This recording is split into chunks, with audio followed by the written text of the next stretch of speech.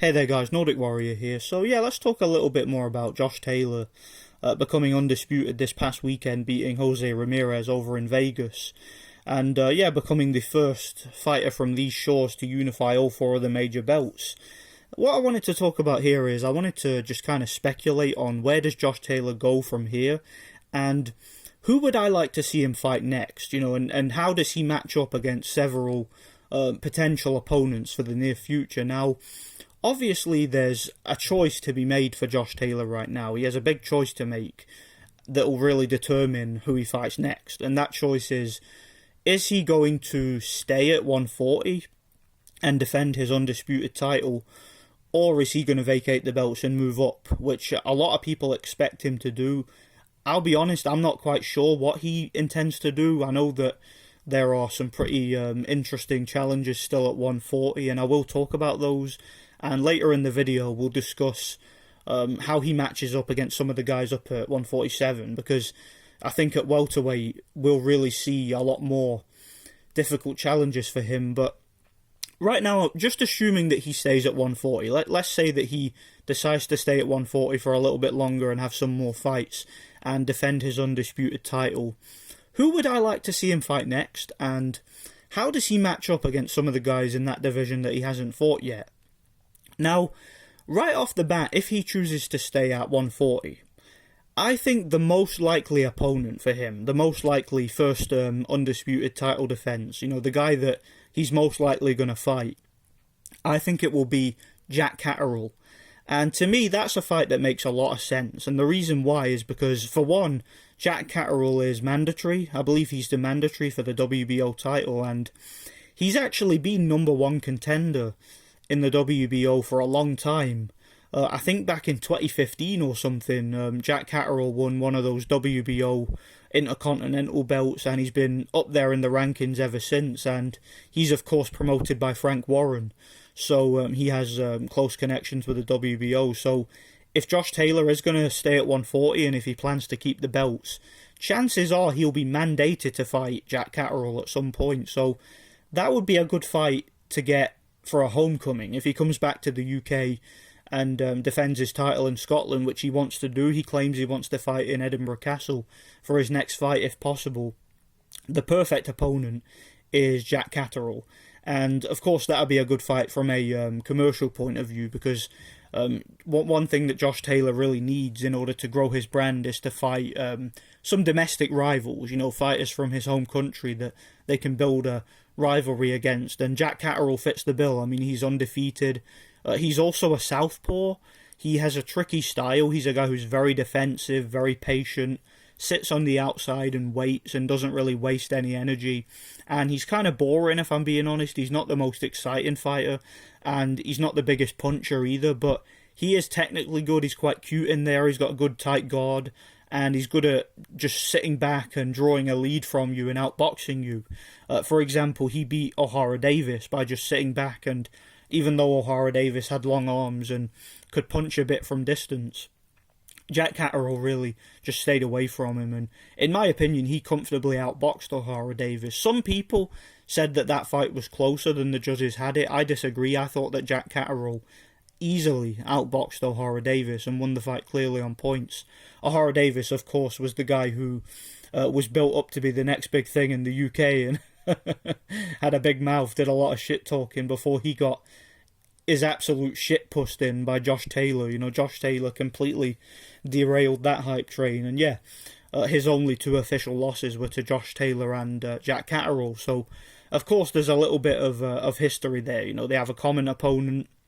They're both from the UK, and that would be an easy fight to make. I think it would be an interesting stylistic matchup in the sense that it would be more of a chess match, whereas a lot of Taylor's more recent fights have been like hard, grueling shootouts, like against Ramirez, who's a pressure fighter who comes forward, tries to walk you down and knock you out. Same with somebody like Baranchik and whatnot. I think that fighting Jack Catterall, it would be more reminiscent of the Prograis fight. Prograis, who's a technically sound fighter, but can also fight a bit, and a southpaw. But it would be nowhere near as competitive, in my opinion. I think Josh would probably outbox Jack Catterall. I think Jack Catterall would make it close in spots. He would make it awkward by just sitting back and trying to let Josh do all the work and try to counterpunch and nick the rounds just by landing one or two more punches towards the end. But I don't think Jack Catterall is quite as sharp or as athletic as Taylor. I think Taylor would outwork him, and I think he'd outbox him, and I think he'd win the fight on points. But I think that's a good fight, and like I said, Jack Catterall is mandatory.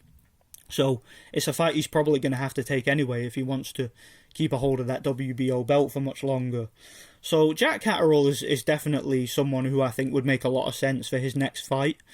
Another guy who I think would make a lot of sense, and again this is an easy fight to make, would be of course Jose Zepeda. Now Jose Zepeda fought on the undercard of Taylor versus Ramirez, and he had a victory over Henry Lundy. It was a pretty lackluster fight and a pretty lackluster performance. It was a fight that had the commentators really getting pissed off because they were basically getting wound up that Zepeda wasn't really taking the initiative and going for the stoppage against Lundy, who was a shot fighter at that point.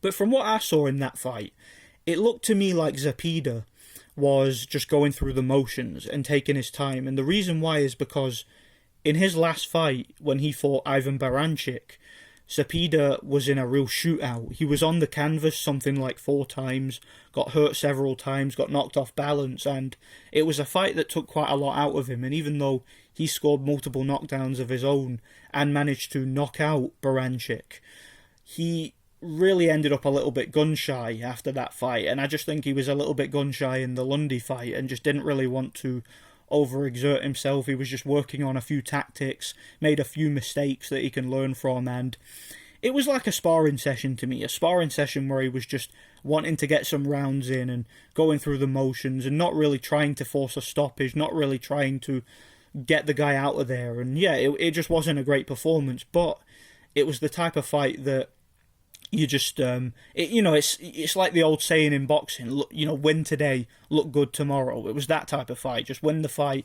and impress in your next fight. And I think that would be a good fight for Josh Taylor because Zepeda has a few common opponents. He also fought Jose Ramirez, and some people thought he beat Jose Ramirez. He lost by a very close majority decision. So, yeah, he has some pedigree there. He fought Baranchyk, like I mentioned, who was the guy who Taylor won the world title from. So yeah, they have a couple of common opponents. He also fought Terry Flanagan over in the UK and was winning the fight before he got injured and had to be pulled out. So he could have been world champion had he not been injured in that fight. And some UK fans will remember Zepeda from that fight. And of course, a lot of people will remember him from the undercard of the Taylor Ramirez fight. So that's a great fight. That's a good opponent for Josh. I think Jose Zepeda would be a credible opponent. Again, former world title challenger on multiple occasions, had a devastating knockout victory in impressive fashion against Baranchyk. Josh Taylor wasn't able to stop Baranchyk, and Zepeda was. So the Baranchyk fight is definitely one that makes Zepeda a viable opponent. And the fact that he just fought on the undercard, again, makes him a viable opponent. So I'd like to see that fight. He's also a southpaw. He's also got power. Pretty slick. Can mix it up when he needs to. He's got good heart. He can get off the canvas to win fights. So, yeah, I think that would be a good opponent for him. I would totally get behind that fight. I've got no problem with it. The guy's a very experienced, crafty contender. So if he doesn't fight Zepeda, and I suppose some people will say, well, Zepeda is kind of a nearly man. He's gotten title shots, but he's never really been able to get over that hurdle and be champion. But I still think it's a good fight. I do. I mean, he also beat Pedraza, so yeah, Zepeda. If Josh doesn't fight him, there are other guys. There's a few guys at 140 that some people want to see him fight. One fight in the UK, which I think would make sense just from a commercial point of view. I don't think that this is really the most challenging fight that Josh could take, but it's definitely one that would be good for his profile in the UK, and that's a fight against Lewis Ritson. Lewis Ritson is a heavy-handed guy. He's a very big puncher, had a lot of knockout victories in the early rounds, and he's a guy who has a big fan base, despite the fact he's not really a world-class fighter. I mean, he lost at European level to Patera, and many people thought he lost to Miguel Vasquez too. He was very lucky, very fortunate to get the decision that night, but yeah, he didn't look very good, took a lot of punches, got outboxed on the outside. But despite that, he's very popular. He's a big ticket seller in the UK. Like I said, he's very powerful. He hits hard. He's exciting. He's got a good chin. He's got a lot of heart, and he would give it a good go. And I wouldn't mind seeing that fight. So, just from a commercial point of view and an entertainment point of view, I think that Lewis Ritson would make a lot of sense. Another guy at 140 who I think a lot of people want to see get in with Josh Taylor again is of course Prograis. A lot of people want to see the Prograis rematch. Prograis had a good victory against Ivan Redkach, and he of course gave Josh one of his toughest fights. I would argue probably his toughest fight of his career was given to him by Regis Prograis. So I think that would be a good fight. I've always liked the idea of that rematch. The first fight was very close, very competitive. People were split on their opinions of who they thought won. I thought that Josh Taylor won by a couple of rounds. I think I had it 7-5 to Josh Taylor, something like that. But it was a close, competitive fight, and I wouldn't mind seeing a rematch. I think that because of the history of those two, fighting on the final of the World Boxing Super Series and how big that fight was, how entertaining it was Fight of the Year in 2019, I believe, and it was one of the most highly anticipated fights of that year. I think a rematch would be just as highly anticipated, maybe not, or if not more so. So I would love to see that fight. I think, if he is to stay at 140, those four guys I just mentioned, those are the guys that I think would make the most sense. I think Jack Catterall makes the most sense because he's mandatory and because he's undefeated. So Josh Taylor could kind of continue his trend, his concession of fighting undefeated opponents, because he's fought, 5 undefeated opponents in a row, something crazy like that. So that would be a interesting opponent to face, Jack Catterall. I think that's the fight I like most, personally. But I wouldn't mind seeing him fight any one of those guys. I think he can beat every one of those guys. I think the hardest guy for him to beat would be Prograis again, because Prograis may have improved since the first fight. And I thought Taylor won the first fight, but it was razor close, very, very close fight. And I would love to see the rematch. I think it would be really fascinating to see who has improved more since the first fight. So if he stays at 140, those are his options. He's already got all the belts, so there's no, or at least I don't think there's any fighters out there that he's going to look at and think, I want him. I'm calling him out, because why would he? He's got all the titles. So since he's got all the titles, it makes it very, very very attractive, the prospect of moving up to welterweight. I'm sure Josh Taylor, now that he's undisputed, he's thinking to himself, what more have I really got to prove and achieve at this division? It's about setting new goals. So we'll be moving up to welterweight. Now, if he moves up to welterweight, if he decides not to defend his undisputed title and just moves straight up to welterweight, then there are some interesting fights. Now, obviously, the obvious one that we're all going to talk about is the current WBO champion, the undefeated Terence Crawford. That's the fight I've talked about time and time again on my channel. It's a fight I'd love to see at some time down the line, and if Josh Taylor decides to move straight up and fight Terence Crawford right away, that's a fantastic fight. I would love to see that fight. I've always favoured Josh Taylor to beat Terence Crawford. It's not an easy fight. Terence Crawford, of course, is very tough, durable, experienced. He's considered by many to be a pound-for-pound fighter. I think he's a little bit overrated and a little bit limited, but that's not to say that he's not good. Okay, he's powerful, he's strong, has a good chin. He has some boxing skills. Okay, he's getting better himself every fight. So, and the thing with Crawford too is he's desperate for an opponent right now. I mean, they can't get any of the PBC guys to fight him because he's just not willing to compromise, and neither are they. All this other side of the street stuff. So, he's been negotiating with the likes of Josecito Lopez and that level of fighter.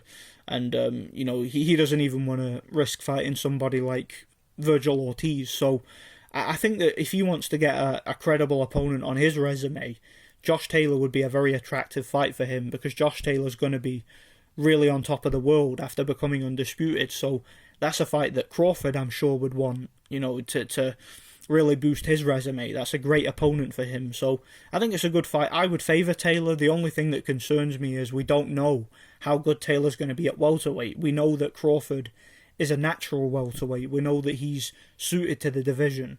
Whereas Josh Taylor's so far in his career is a career-long 140 fighter. But I think he's a natural welterweight too. You know, he's quite big for 140. So if he moves up in weight, he might be even stronger and more durable. So that's a great fight, man. I would love to see him fight Crawford. I favour Taylor for the win, but I don't think it's a foregone conclusion. I think it's an interesting fight. As far as other fighters in the division, well, of course, Errol Spence and Manny Pacquiao are going to be fighting, and believe me, I'm going to do another video about that fight, because that's a great fight, and I'm really looking forward to talking about that one. I'm truly looking forward to it. Really excited about it.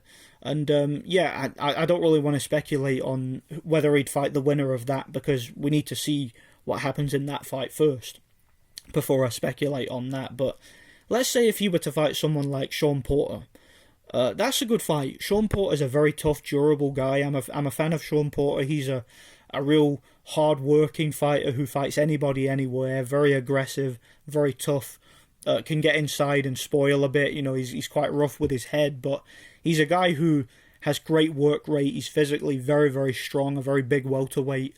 He can get inside, hit your body with hooks, rough you up, push you around. He's quite what's the word I'm looking for? He's a little bit crude at times, like he's hittable. He's never been the most technically gifted fighter, Porter, but he's very strong. You know, he gave Errol Spence Jr. a nightmare in the ring, you know, just by getting inside and landing that overhand right and that left hook and roughing him up. And he's just a really good fighter. He really is. He knocked out Paulie Malignaggi, beat the crap out of Adrian Broner. You know, he, in my opinion, clearly beat Keith Thurman. He was unfortunate not to get that decision, but yeah, I thought Sean Porter clearly beat Keith Thurman. So that's a good fight, man. I think Sean Porter would be a tough fight for Taylor. Taylor would really have to get physical in that fight and really whip in those uppercuts on the inside and push him off. And that may be even a harder fight than the Baranchik and the Ramirez fight, because both of those guys are, of course, pressure fighters and are very strong, but Sean Porter is bigger and stronger than those guys, so that would be an interesting fight. I'd love to see it. I think Taylor could beat Porter. I think he could beat him on points.